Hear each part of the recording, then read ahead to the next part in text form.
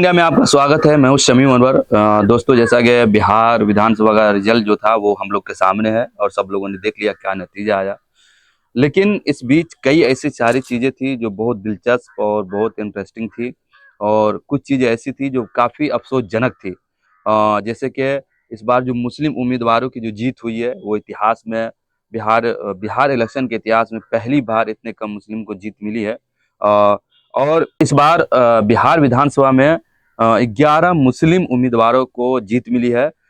लेकिन ये कहीं न कहीं इस पे कुछ लोग अफसोस भी जता रहे हैं, क्योंकि बिहार इलेक्शन के इतिहास में पहली बार ऐसा हुआ है कि इतने कम कैंडिडेट और इतने कम उम्मीदवारों को जीत मिली है। और जीत की एक वजह भी है कि चूंकि कम उम्मीदवारों को टिकट भी कम मिला था, और जो 11 उम्मीदवार है उसमें से 6-5 तो वो है जिनको जो एमआईएम से हैं। तो जो 11 उम्मीदवारों की लिस्ट है वो मैं आपको बताऊंगा इस वीडियो में, आप एंड तक हमारे साथ बने रहे। उसमें भी जो 11 उम्मीदवार है उसमें से 5 उम्मीदवार तो एमआईएम के ही है। जो एमआईएम का रिजल्ट आया तो कहीं न कहीं लोगों को चौंकाने वाला रिजल्ट था, क्योंकि लोग बार बार असदुद्दीन ओवैसी साहब या एमआईएम पे ये जो आरोप लगा रहे थे कि बीजेपी की बी टीम में फलाना ढंग इस तरह की चीजें।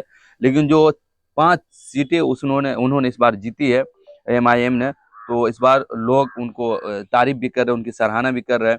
और इसी बीच एक सबसे दिलचस्प बात ये रही कि अब चूंकि पहले दूसरे पार्टी के लोग जैसे कि कांग्रेस के लोग या फिर आरजेडी के लोग या दूसरी पार्टी के लोग एमआईएम पे हमेशा ये इल्जाम लगाते आ रहे थे कि हमारा वोट काट लिया, हमारा वोट काट लिया।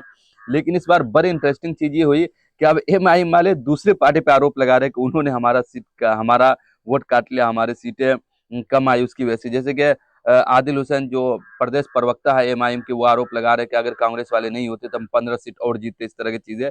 तो अब चूंकि इनको 5 सीट आए तो कहीं ना कहीं इनको ही बोलने का मौका मिला है। तो अब एमआईएम वाले दूसरी पार्टियों पर आरोप लगा रहे हैं कि उन्होंने मेरा टिकट काट दिया। ये खैर, मैं आपको उन 11 लोगों का नाम बताता हूँ, 11 मुस्लिम उम्मीदवारों का नाम बताता हूँ जो इस बार बिहार विधानसभा में जिनको जीत मिली है।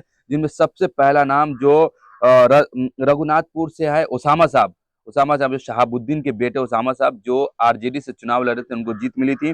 वहीं दूसरा नाम आरजेडी के कैंडिडेट है ढाका विधानसभा से फैसल अमान को, और 138 या कुछ वोटों से नहीं 300 कुछ वोटों से उनको जीत मिली है, जो शायद आई थिंक रिकाउंटिंग हुआ था उसके बाद से फैसल अमान को जीत मिली है और ढाका विधानसभा से आते हैं। उनके टक्कर में जो थे फैसल अमान थे जो पवन जायसवाल थे जो बीजेपी के कैंडिडेट थे। और वही ढाका जहां से राणा रणजीत भी थे, जिनको बहुत करारी हार मिली है। दूसरी बात, आरजेडी के तीसरे कैंडिडेट बिस्फी से आसिफ अहमद को जीत मिली है। और उसके बाद से आता है तौसीफ आलम बहादुरगंज से, एमआईएम से बहादुरगंज से, जहां शर्जील इमाम की से चुनाव लड़ने की बात चल रही थी, फिर बाद में वहां से वो विड्रॉल कर लिए, वहां से चुनाव नहीं लड़े। वहीं से एमआईएम के कैंडिडेट तौसीफ आलम, उनको जीत मिली। दूसरे ये एमआईएम के कैंडिडेट थे। दूसरे एमआईएम के कैंडिडेट मुर्शिद आलम जो कि हाट से जो एमआईएम के कैंडिडेट थे, उनको जीत मिली। तीसरे मोहम्मद सरवर आलम कोचा धामन से, ये भी एमआईएम के कैंडिडेट थे। और चौथे अख्तर उल इमान जो यहाँ के प्रदेश अध्यक्ष है एमआईएम के, अमौर विधानसभा उनको जीत मिली। वहीं गुलाम सरवर साहब है जिनको बायसी से एमआईएम के कैंडिडेट थे, इनको जीत मिली है। उसके अलावा जेडीयू के एक कैंडिडेट जमा खान को चैनपुर से जीत मिली है। जेडीयू के सिर्फ एक एमएलए थे, मुस्लिम एमएलए, जिनको जीत मिली है। और दो है कमरुल हुदा जिनको किशनगंज से जो कांग्रेस से है, और तीसरे है अबीदुर रहमान अररिया से जो ये भी कांग्रेस से थे। तो ये टोटल वो मुस्लिम कैंडिडेट थे जिनको 2025 के बिहार विधानसभा में जीत मिली है। और इस जीत के बाद ये जो लिस्ट देखने के बाद कुछ लोगों का अफसोस भी हो रहा है कि इतिहास में पहली बार ऐसा हुआ कि इतने मुस्लिम कैंडिडेट है जिनको जीत मिली है। बाकी इस बारे में आपकी क्या राय है, हमें कमेंट कर जरूर बताएं। बहुत शुक्रिया।